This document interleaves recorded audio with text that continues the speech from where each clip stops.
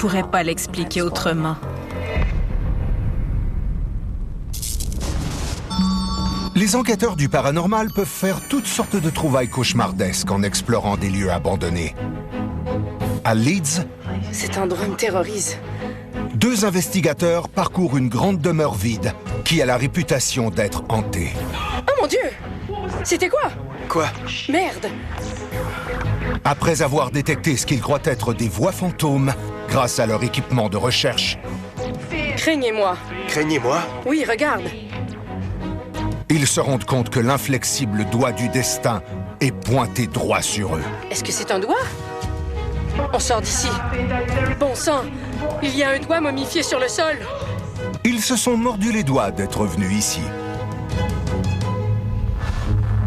Dans le New Jersey, ces 2 explorateurs urbains sont curieux de voir ce qu'ils pourront bien trouver dans un hôpital psychiatrique abandonné.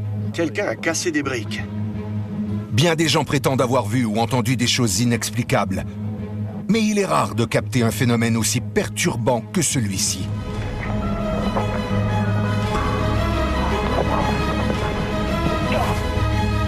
L'horrible silhouette rampante suffit à faire déguerpir les 2 amis.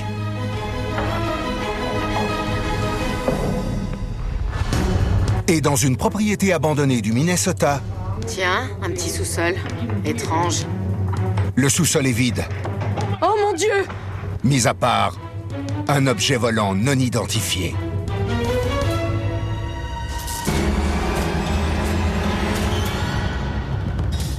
De retour dans l'État de New York, Mon Dieu, c'était quoi?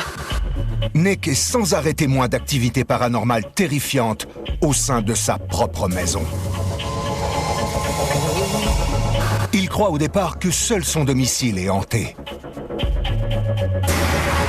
Oh mon Dieu! Esprit, arrêtez! Il devrait donc normalement être à l'abri hors de ses murs, comme dans le magasin où il travaille. Mais ce n'est pas le cas. Comme d'habitude, je travaillais le quart de nuit. J'étais seul dans le magasin. Et les lumières se sont mises à clignoter. Je suis au travail en ce moment. Et je suis tout seul. Là, c'est ma voiture.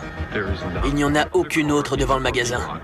Regardez, on voit les lumières clignoter dans le reflet de la fenêtre. Je sais pas ce qui se passe. Je suis seul. Et je réussis enfin à filmer le genre de choses qui m'arrivent sans arrêt. Ça, c'est l'interrupteur. Prêt? Tiens, ça s'est arrêté. Est-ce que... Non, pas du tout. Ça continue. J'ai cru que c'était un problème électrique, que ça n'avait rien à voir avec les esprits et que j'étais paranoïaque. Mais je ne touchais pas aux interrupteurs et les lumières clignotaient à toute vitesse. Ça m'arrive tout le temps et personne ne comprend. Alors... Oh non, au-dessus de moi, au grenier, j'ai entendu des bruits de pas. Puis quelqu'un tout projeté au sol. C'est ce que j'ai pensé en tout cas. J'ai tiré l'échelle du grenier et je suis monté voir. Toutes les boîtes étaient renversées, mais il n'y avait personne. Absolument personne. Merde. Avec horreur, Nick commence à se demander si les esprits ne seraient pas plutôt liés à lui. Ça n'a absolument aucun sens. La caméra de surveillance du magasin capte des chaises traînées sur le sol et des objets qui tombent des tablettes. La peur commence à gagner les autres employés. Mon Dieu! Dont Chloé, une nouvelle recrue affectée au quart de nuit avec Nick. On a fini, on s'apprête à partir et à fermer le magasin. Mais les lumières clignotent encore. Un soir, j'étais avec une nouvelle employée qui a commencé à paniquer. Et... Je tremble comme une feuille. Ok. Et tes clés sont dans l'arrière-boutique. Oui, il faut que je retourne les chercher. La lumière s'est rallumée. Je veux pas y aller. Comme Chloé doit récupérer ses clés, le duo terrorisé n'a pas d'autre choix que de retourner dans le magasin. J'ai tellement peur. On s'est rué vers l'arrière. Oh mon Dieu! Ok. Un couvercle a été éjecté du comptoir et a failli la frapper. Oh mon Dieu! Ok. On s'est mis à courir. Dans l'arrière-boutique, ses clés étaient par terre et plus sur le bureau. Qu'est-ce que mes clés font par terre? Je te jure que je les avais mises sur le bureau, là. Oh mon Dieu. On paniquait. Je regardais l'écran de surveillance, les lumières clignotaient toujours. Chloé était terrifiée.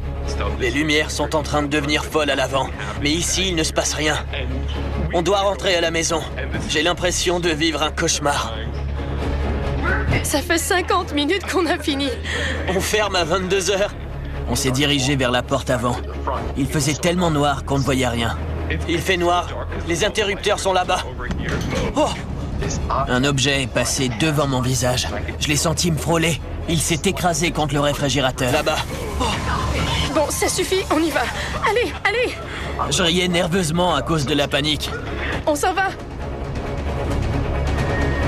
Oh mon Dieu! Bon sang! Tout ça s'est vraiment passé. Oui, mon Dieu. Je me retourne. On a des luminaires suspendus dans le resto. Ils étaient en train de se balancer comme ça. Oh non.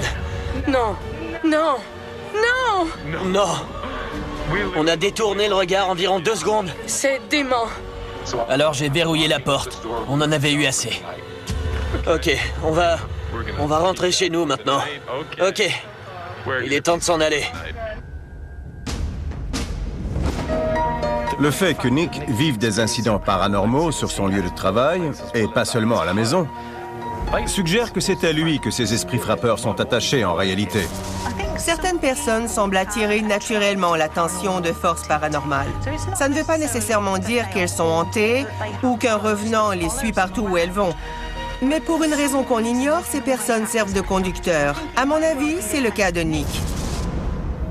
Ces forces occultes sont-elles liées aux cartes de patients que Nick a trouvées? Mystère. Je ne sais pas qui sont ces esprits, mais je sais qu'ils ne sont pas maléfiques, parce qu'ils ne m'ont jamais fait de mal. Ils veulent qu'on les voie, qu'on les entende, qu'on leur parle. Y a quelqu'un?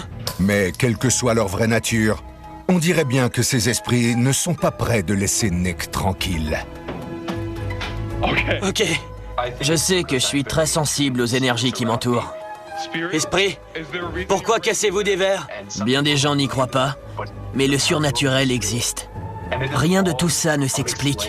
C'est complètement fou, mais ça existe. On ne peut pas toujours détourner le regard. Ce genre d'incident peut se produire, qu'on le veuille ou non. Mieux vaut l'accepter et se préparer à y faire face.